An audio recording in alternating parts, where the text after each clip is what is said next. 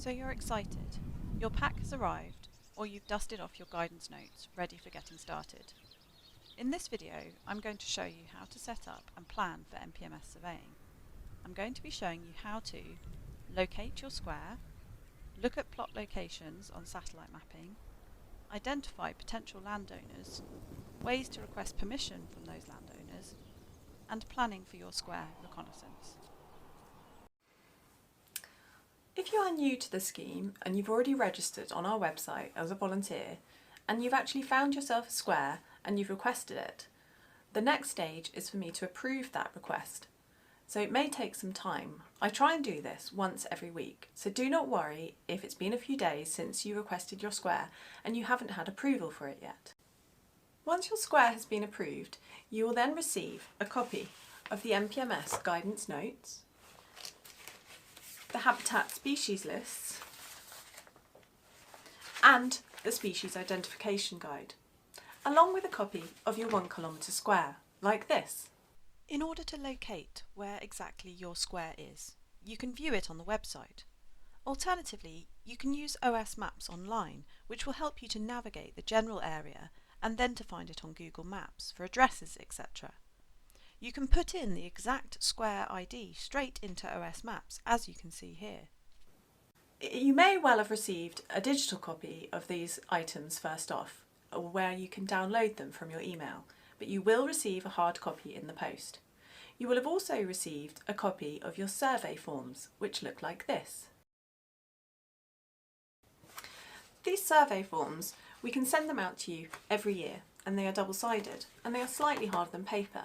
However, you are more than welcome to print off your own copies from the email we send you or from the website where you can download them. This, of course, saves on resources such as paper and postage. Alternatively, you can download the app and use that to record in the field. And we're going to be running a separate video entirely on how to use the app in the field, so look out for that. Your 1 kilometre grid square may look like this. It may have coloured areas on the map which show you where NPMS habitat is, with the code written down below. However, do not worry if, like this one, it simply says other habitat. That simply means that we perhaps don't have the information on the ground as to exactly what habitat is there. It might mean that you've just got to do a little bit of harder looking, and that's why your square recce is so important. On your map, you'll see that there are a series of numbers in the middle of squares and on the grid lines. These are where we would love you to select your plots first, if possible. The ones in the central squares should be where you ideally set up your square plots, or your 5 by 5 metre square plots, or your 10 by 10 metre square plots if it's for woodland. The grid lines that are going across also have numbered plots on them, and this is ideally where we would like you to set up your linear plots.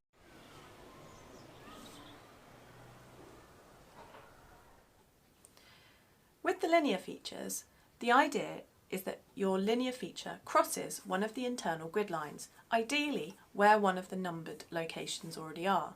And the idea is that you start your linear survey from the point that it crosses the grid line and you go 25 metres in the direction from that point. However, this is not always possible, we understand that, and it might be that your linear feature doesn't cross at exactly where one of the numbered plots are, or in fact you have a linear feature that doesn't cross a grid line at all. This is fine, and it doesn't matter if that's what you've got to do. This is simply what we're recommending in order to best follow the methodology and give us the best data to analyse. A good example on this map is number 4. So here we have a lane that goes across that grid line, and we could start our linear plot from number 4 and work our way maybe west 25 metres along this edge and do a road verge. Now, many of you may have done road verges, and as you'll know, there isn't a specific linear habitat for road verges, so you may want to record it as one of the lowland grassland habitats. Or maybe you're lucky enough to have a road verge that's maybe got a bit of heathland on the side of it, but you need to make that assessment on your square reconnaissance. Before you go on your square recce, you may see that where there is a number on here, it perfectly matches up with a nice NPMS feature, whether that be a linear area or a square. However, it might be that there's one right next to it, in which case it'll probably just need moving along slightly. One of the first things that I'm going to want to do before I go and do my square reconnaissance is have a look on Google Maps and see where I can see obvious areas of NPMS habitat. I can also use websites such as footpath.co.uk or OS Maps, and there I can see footpaths and bridleways and access lanes where I can walk about my square. So here I am using my 1 kilometre square map and the square map ID number at the top, and I'm entering it into OS Maps. This takes me to the exact location. I'm also then using Google Maps to search the local area and the access points. As you can see, I'm navigating around the whole square to see where the plots might be available to survey. Couple this with the reconnaissance that I've done on the ground, I should have enough information to know exactly where to set up my plots. I'm even using Street View to really know my access points. I also use Google Maps to find local business addresses and farm addresses so that I can find out landowner permission details. When you have one or more potential landowners, you can download this permission request letter from the website, which is found under Resources. But if you are struggling, do get in touch and we'll do our best to help you. You might have seen from my other video about setting up plots in the field of how to find these specific numbered plots on your grid square. We have a grid reference finder crib sheet on our website that you can download. See here.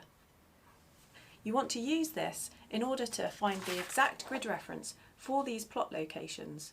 This should give you at least a 6-figure, if not a 10-figure grid reference, which then either using your OS map or the app on your phone, as I say in the video, you can walk along until your grid reference on your app or wherever you're walking matches the one that you're looking for, and then you know you're in the right location. I also cover in the other video how to select a plot if you're not choosing one of the numbered plots on the grid square using Protocol A, so watch this if you need to know more information about that.